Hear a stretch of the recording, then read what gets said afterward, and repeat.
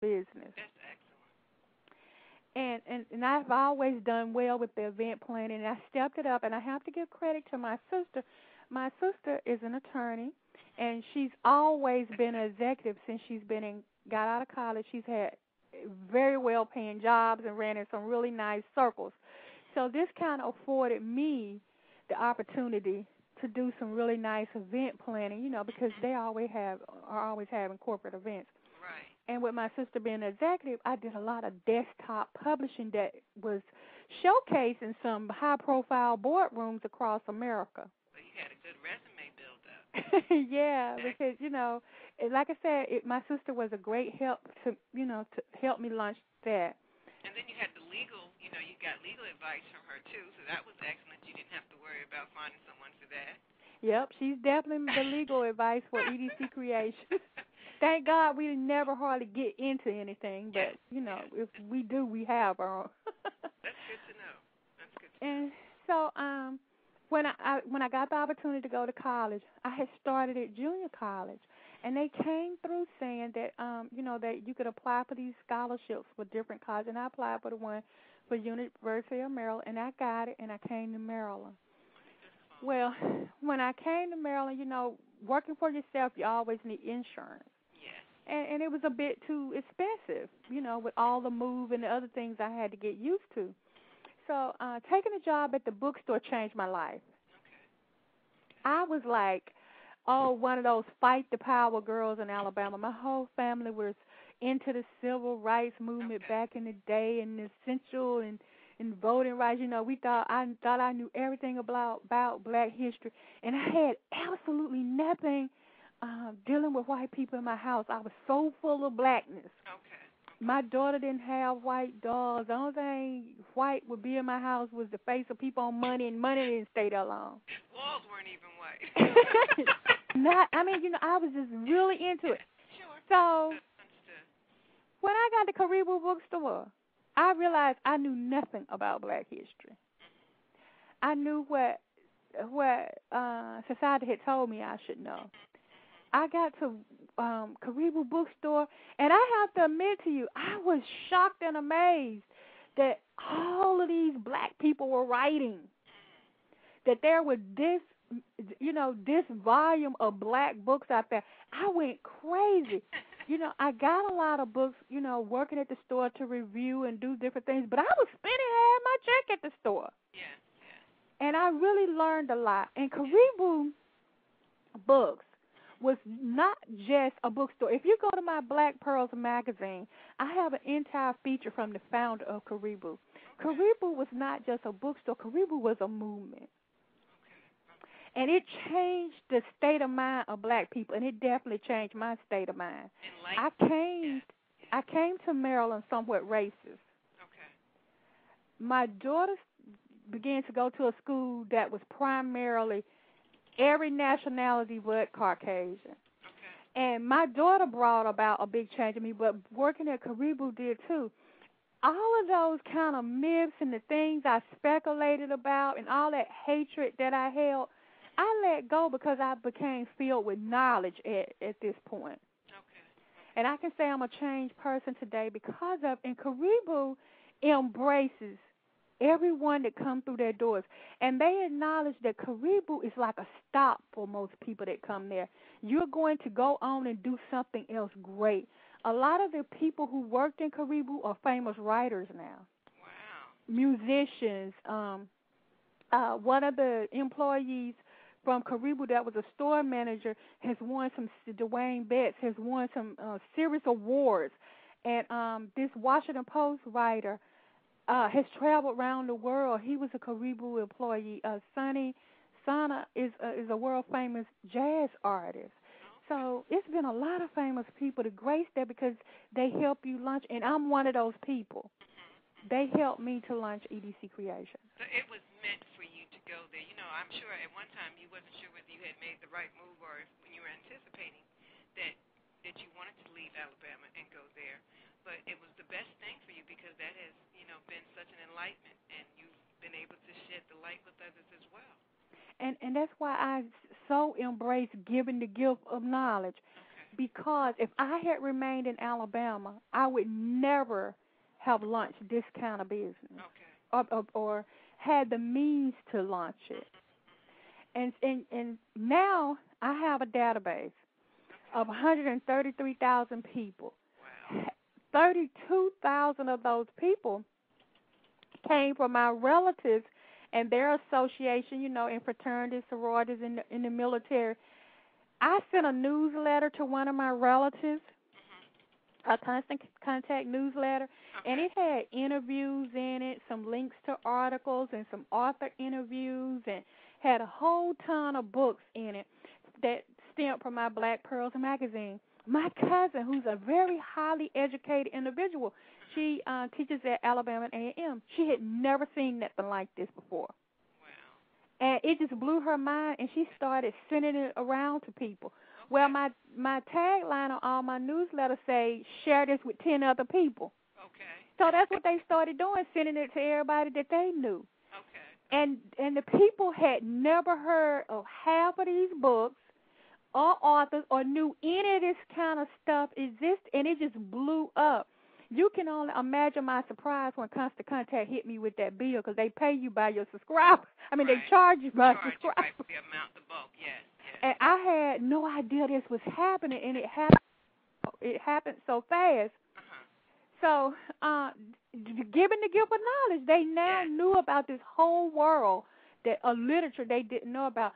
Well, this summer I toured through the South, several states in the South, and set up 9 book clubs because they now wanted 9 to book clubs read and now. discuss these books. But Ella, let's take a second and just marinate on that. 9 book clubs.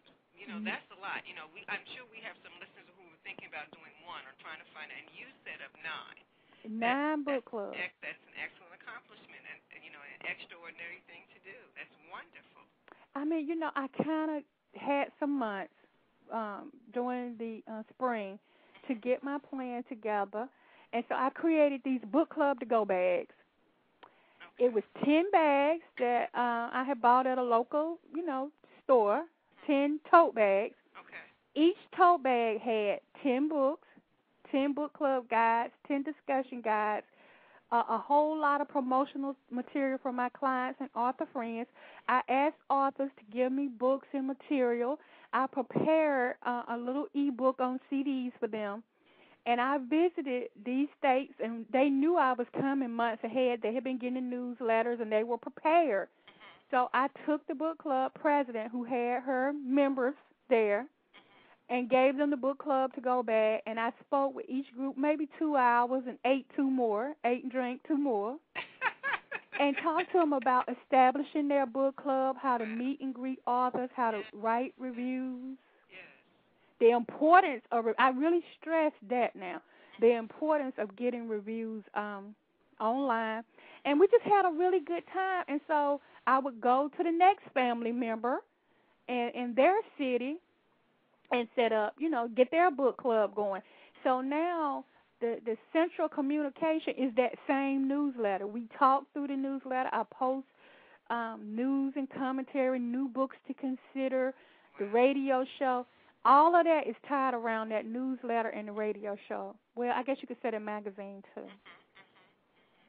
That's excellent. And that is some groundbreaking things that you did. I mean, it took a lot of planning. Well, you're an event planner, but it took a lot of planning. And it also took some creativity and you having the love, because you can even hear it in your talk, the love for what you want to do. And I think that you'll agree with me that means a lot. You like what you're doing. You said earlier that you took a passion and was able to turn it into a business, which is what all the big people tell you to do. If you can do something that you love and make money at it, that's a wonderful thing. But you also have the passion for it. So it's not just about the money. It's about helping others. And that's excellent. Excellent, Ella. Well, I'm here to tell you, and I've admitted this several times, and I don't understand how others can hold on to it to their deathbed, but being racist is hard.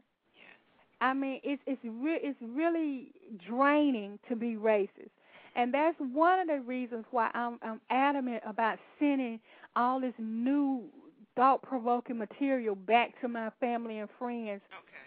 in the South Okay. because where we grew up was thick with Klan activity and stuff. And so, that we still, and then with the job issues, we were always kind of overlooked and mistreated, and you can't help but have these negative feelings. But when you can see other black people succeeding in life and going on to do these extraordinary things and not letting the so-called man hold you down or the system hold you down, you can have hope and aspirations too. Yes. And at 43, if I could let that hatred and all of that, and I'm telling you, most of it was just pettiness and crazy stuff that wasn't even half truths. Right, right. So that's But why that's I'm all that adamant you about it. knew. That's all that you knew. And I'm so strongly, I hold the thought that I heard Oprah say some time ago, we do what we do till we know to do better. And so Exactly. that's wonderful that, it was like an enlightenment, like you said, it was an enlightenment to you. And we all have growing to do, and that was excellent that was an important growing point in your life. It really was, but I have to give a lot of credit to my 14-year-old. Even though I had my opinions and thoughts, I didn't try to push them over on her. Mine stemmed from a rough childhood. Okay. She wasn't.